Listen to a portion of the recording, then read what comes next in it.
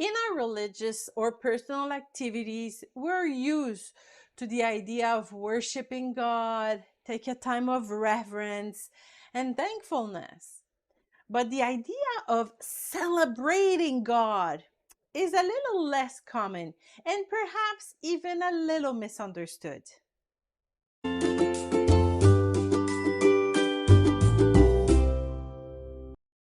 It was the excuse given by God to get his people out of Egypt. After Moses and Aaron talked to the people, they went to the king of Egypt and said, "This is what the Lord, the God of Israel, says. Let my people go so they may hold a feast for me in the desert." Exodus 5:1. In Leviticus, God decrees all kind of festivals. Jesus' first miracle took place at a wedding feast. God loves celebration and rejoicing. He is even joyful when he thinks of his people. Zephaniah 3:17.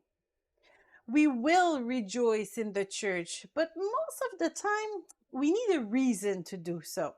We can throw a Thanksgiving party because we're thankful to God for answering our prayer, and that is great.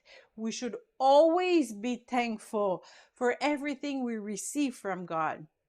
If we take the time to thank God for all He has given us, we won't have time to complain. Now, God never said that we should only celebrate if we have a good reason to do it. I'm still single. I have debts and I just lost my job. I have no reason to celebrate.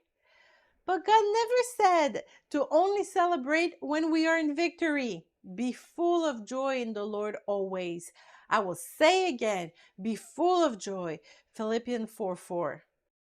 Paul was saying this to a new church that was being persecuted. Was he insensitive to their suffering? Of course not. But he knew that there was power in celebration.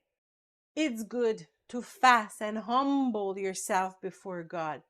But even Jesus did not fast more than 40 days. There is a time to cry and a time to laugh. There is a time to be sad and a time to dance. Ecclesiastes 3:4. Yes, life is difficult and we have challenges and disaster to face. But God does not want his people to walk with a long defeated face. What father would want this for their children?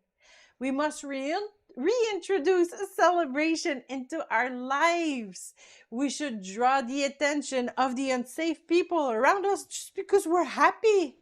Why are you so happy with everything that is going in your life and around the world? I'm joyful because I have joy in me. We do not need a reason to be joyful. We have the fruit of the Spirit, which is joy. Galatians 5:22. Good people, rejoice and be happy in the Lord. Sing, all you whose hearts are right. Psalm 32:11. What does it mean to be happy in the Lord? A Christian children's song says that praising God is like saying, "Yippee, Yahoo, way to go, God." Way to go? For what? For everything. It's not difficult for fans to celebrate the victory of their favorite sports team, even if it was not them personally that scored the winning goal. And this victory does not give them anything financially. On the contrary, often they spend a significant amount of money to attend those games. Even if our life does not seem to be moving forward, we should rejoice just looking at the victories of our brothers and sisters instead of being jealous and criticizing them. Be happy with those who are happy, says the beginning of Romans 12:15. Are you drowning in trouble right now? Well, stand up, raise your hand in the sky and shout, "Way to go, God!" He is not the one that sends you this suffering. He wants the best for you. It is a very difficult exercise to rejoice through tribulation. At first, you might do it without really believing it, but keep dancing and celebrating your God. Your celebration will break the bonds that hold you back, as was the case with Paul and Silas. It was by walking with trumpets and shouting that the walls of Jericho fell.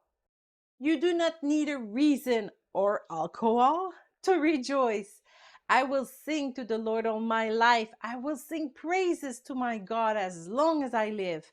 Psalm 104:33. Today, let's celebrate God just because He is our God.